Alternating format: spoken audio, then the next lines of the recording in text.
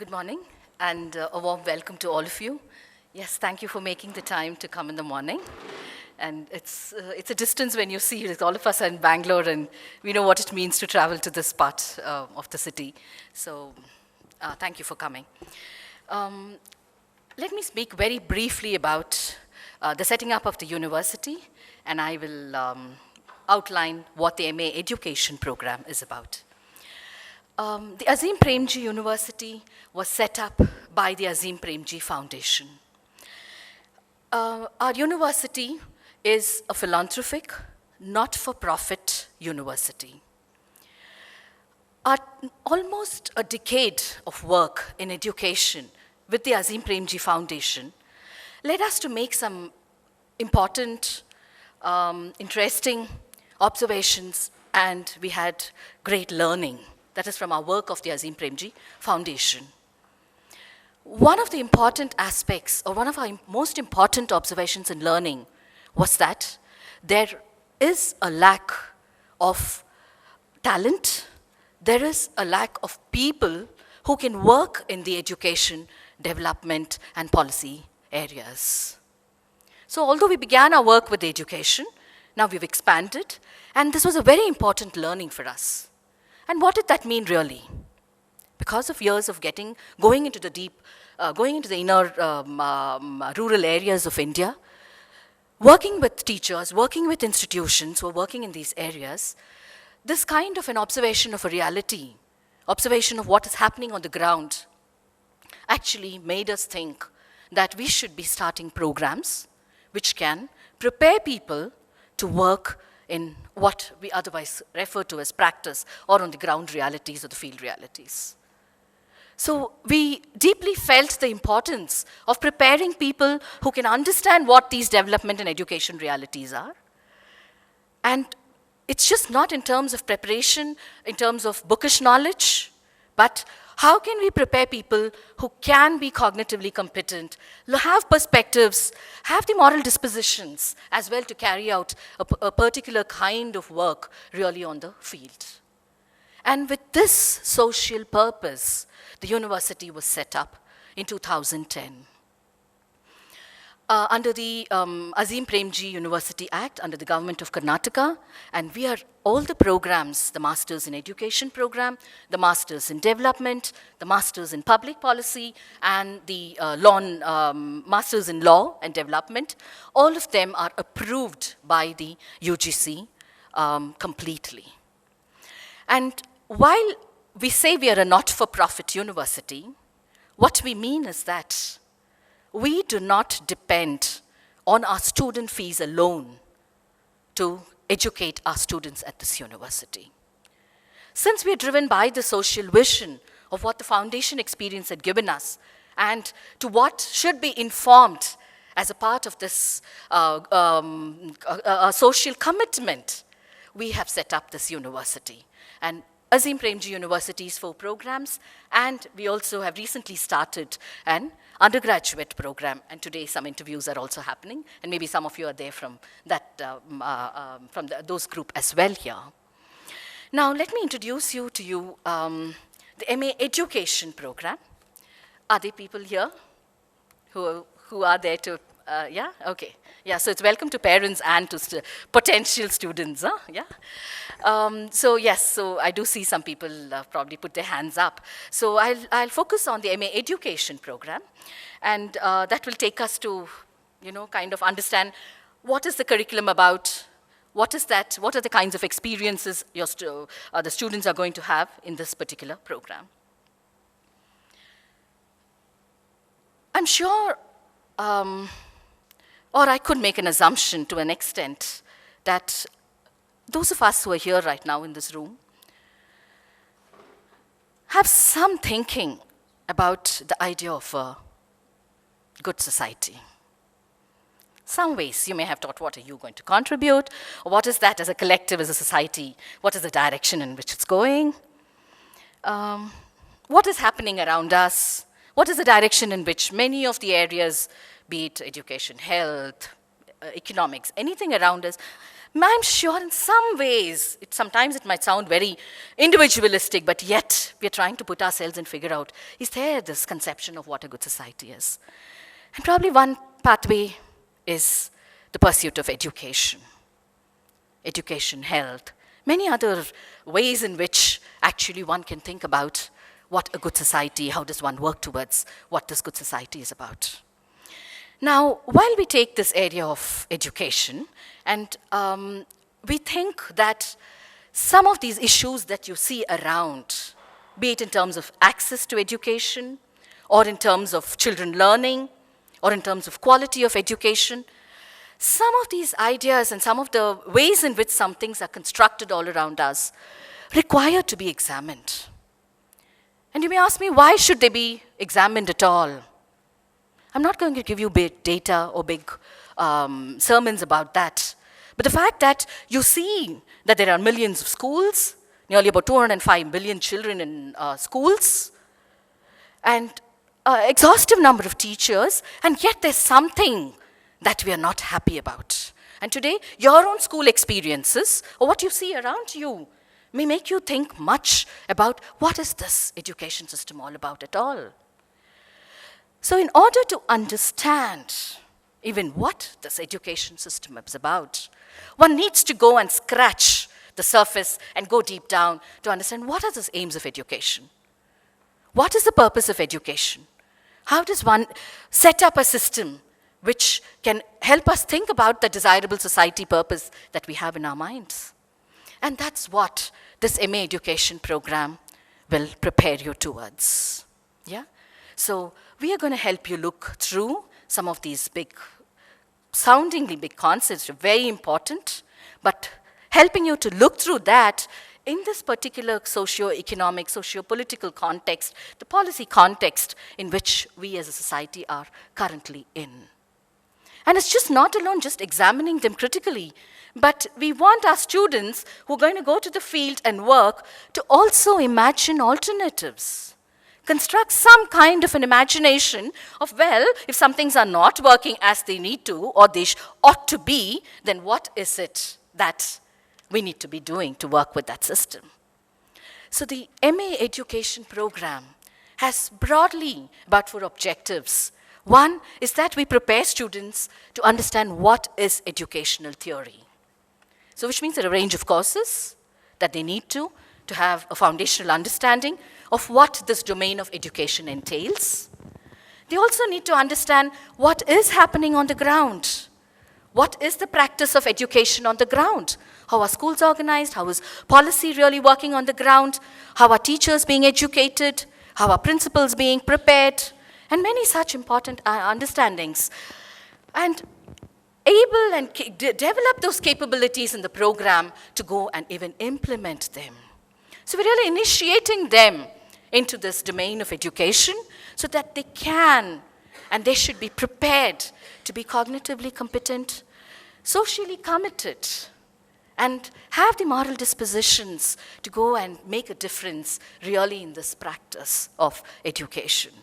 So broadly with this kind of objectives, our curriculum or the range of learning experiences that we offer our students has theory. We also allow for a lot of opportunities for our students to go and understand the schools, the teacher education systems, organizations which are working in the area of education. So what you would otherwise hear in the common language called the theory as well as what happens in practice. So we have a curriculum which allows for building this knowledge, and we have the first 2 semesters where our students go through courses in order to get the core understanding of what this domain is. What is education? Why should we be doing education? How is education organized? How is learning organized? Who are the children? What kind of differences really come about in the kind of diversity that we see around in terms of schools, in terms of learning? Many of these questions are answered by our core courses, what we call them. And the core courses are philosophy of education, sociology of education, comparative history of education. We have also courses which help you develop in terms of your research understanding, ITR, curriculum studies, and education policy and school systems. Now, with this kind of a core course understanding or a foundational understanding, students from the 3rd semester onwards choose courses that they wish to be in, or the areas, the broad domains that they are probably thinking about. One is that we call them the specializations, because it's through a number of electives. I'm sure all of you may be making such choices in your own undergraduate programs. Yes, so there are electives which are offered from the 3rd semester, in the 3rd and the 4th semester. So one can take up about 26 worth of credits by picking up from almost 50 courses that we offer. So they could be on educational assessment, early childhood education, curriculum and pedagogy, teacher education. One has a long list of this kind. So students may just pick up courses, put it together, and be a very generalist and move out of the program as an M.A. Education general student. General track, what we call it. Some students wish to specialize. Some of them have their own interest. Some of them who come with experience want to make some choices. So currently we have about 4 specializations. One is curriculum and pedagogy, which largely prepares them to work as curriculum developers, to understand classrooms, to work with teachers on content, to develop materials. Broadly, that's specialization. Early childhood education, which is the most recent one that we introduced about 2 years back, which again prepares them to work in the early childhood area, be it since our focus is on the school education system, broadly with the public education system, because that's where we are intending to make all this change about, so they could become prepared to work with Anganwadis, to set up places to work in such kinds of early childhood education-oriented domains. The third is the school organization, leadership and management. Broadly again, focused on areas of educational planning, administration, and working with school heads, because they are also an important group where you have to make a change in order to make some kind of a difference in the schools and in the society. So we have the third, the school organization, learning and management specialization, and the last one is the teacher professional development specialization. We know that teachers are central to the entire education system. So teachers make what children are, to a great extent. Of course, she or he operates in that socio-political and policy context, but she constructs a lot for the child and helps the child also construct the reality around what the society is or where the child is placed as well. So we have a specialization which focuses on how are teachers educated.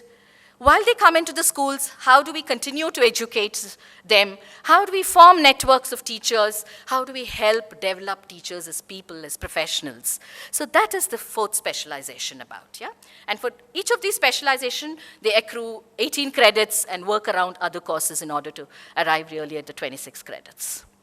We have something called Practicum, which happens every Wednesday.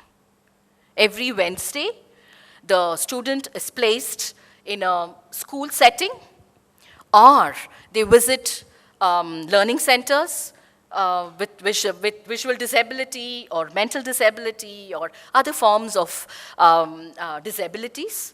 So every Wednesday of the semester, our students are in schools. They come back, discuss, a lot of debriefing happens in the classrooms. They write reflective journals. So that's one part of the field component, what we call, or the practice part of it. The second is what we call, we have it kind of spread across 4 semesters, where the first semester is field immersion, where they go and spend 15 days to understand what are the grassroots realities really about. So they visit the Azim Premji Foundation's district and state institutes. We have across India many places. So they go there, go into the interior schools and villages and try understanding what the school and other realities are. Second semester, along with their introduction to research course, they do a field project. They pick up an area of work, and they work on it for 15 days on the field again. They come back, generate report. Third semester is a field internship, which is about 6 weeks of internship. So again, they choose an area. They're mentored by the faculty here. They go, be on the field, come back, presentation, report, thinking. I mean, that's where we're really working with everybody to imagine those alternatives, understand what these realities really are. And the fourth semester is when they have, and it's an optional for them, to choose something called a course of independent study, where you can design your own project, and you can do something independently, mentored by your supervisor or a faculty member. So what you would really see is that something that was a group to this kind of tracing to become a more independent thinker, to be capable of doing some form of initial interventions in the field is what even the practice is about. And we try then always trying not to create this dichotomy between what is theory and practice, but try to have a conversation and bring them really together. So that's one big chunk where we really focus on constantly mentoring our students to understand what these grassroots realities are, where we expect them to go in as theory-informed reflective practitioners really, yeah? And the last component, and I think I could be stopping with that part, is what we have, the open courses. Well, all the program curriculum were being drawn up. We thought, is it necessary that we should always make them be tied only to these domains? Are there some other areas by which their perspectives could be widened? And we were wondering some things that could help also the different program students to come together, because otherwise everybody is in their own groups. So we came up with this open courses, which I'll give you examples and then probably tell you why and what is being done in that. We have courses on art, aesthetics, bird watching, photography, cartoons, music, dance. I can see a smile on all our faces. That's more fascinating, I guess. And why not? We don't do it in those courses, but why not seek for integration, those of those? Probably that's what, as human beings, we constantly look for something that's beyond what defines and what constructs. So we have 2 courses that our students opt for, which is about 4 credits. We encourage always students to do it in the first 2 semesters. And they do these 2 courses. And we usually have people in Bangalore and sometimes outside Bangalore, the best of people in some of these areas come and be with our students for those period of time. It's like doing any other course, but something that takes you off from your usual domain. Yeah? It opens up your mind, we believe, and kind of allows you to look at other areas as well, besides these. So broadly, that's the curriculum of the education program. I'm sure I would have missed some things, but we can always have it in our discussion. Anything? I think I will ask Nilotpal to... Thanks, Rajashree. Yeah, thank you. Thank you for that wonderful...